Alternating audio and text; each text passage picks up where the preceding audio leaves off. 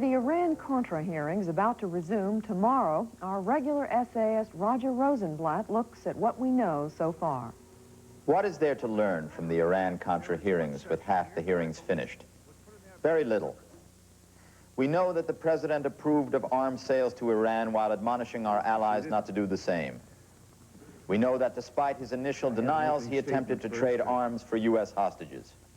We know that Assistant Secretary of State Elliott Abrams deliberately misled Congress about soliciting $10 million in aid from Brunei for the Contras.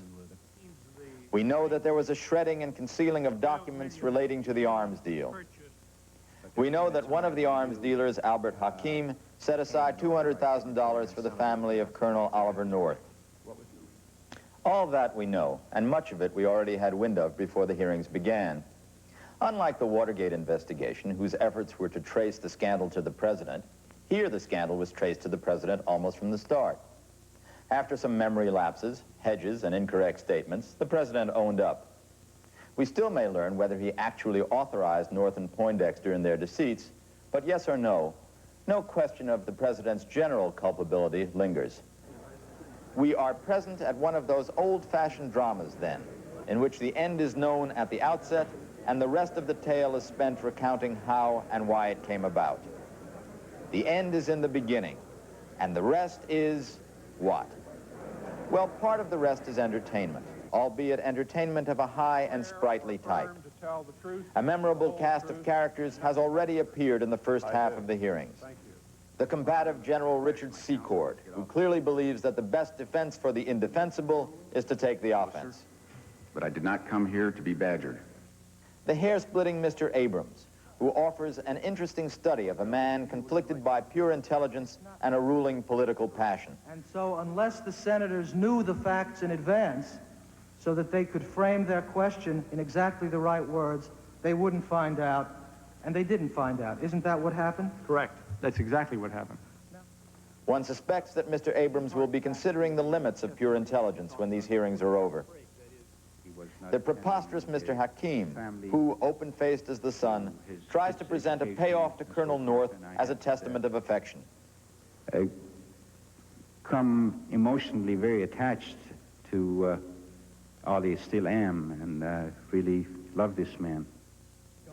At top billing, North's former secretary, Fawn Hall, who, before thinking better of it, speaks of the necessity of going above the written law, while much of the press describes the length of her skirts. I believed in Colonel North, and there was a very solid and very valid reason that he must have been doing this. And sometimes you have to go above the written law. What else to learn? Details. One always wants to know how a deceitful operation is carried out. The code names, the slips of paper, the secret meetings. Motives. Shall we learn motives? Yes, but even they are likely to turn out disappointingly simple and shallow. Some of the deceivers were in the game for a cause they believed in too strongly. Some were in it for personal gain. That's about it as far as range. As for the president, we are likely to learn even less. Eventually, it will be the people who must decide whether he behaved as a ruthlessly arrogant leader, an overzealous patriot, or simply as a foolish and careless man. So, what is there to learn from the hearings so far? Two things, both of which we knew from the beginning as well. First, that the people make the government, and the government makes the laws, and the government is accountable to the people through the laws. In this summer of constitutional celebrations, we learn once again that this is how the arrangement works. And second, we learn that the arrangement is still monumentally important to us. What these hearings teach is that for all our hardening experiences of recent years, we remain an essentially innocent country when it comes to our system of rule, forever capable of shock and anger when that system is corrupted. That innocence is our saving grace. The more we feel it, the more we learn.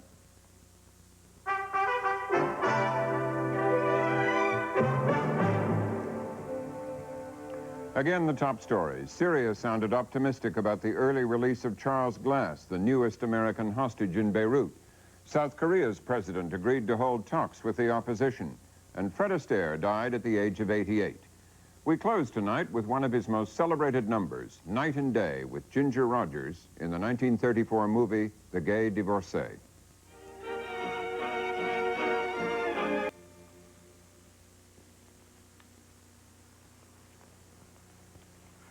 Cigarette?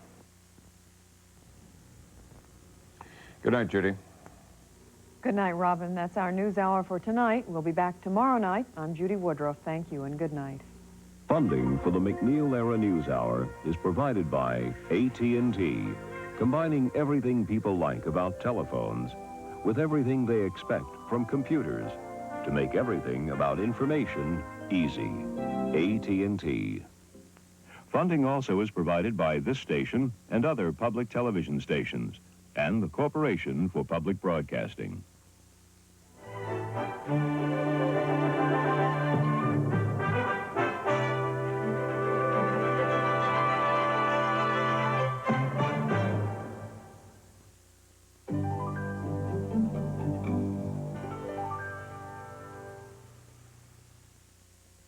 Acquisition of the MacNeil-Lehrer News Hour has been funded by a grant from the HCA Foundation, the grant-making body of Hospital Corporation of America.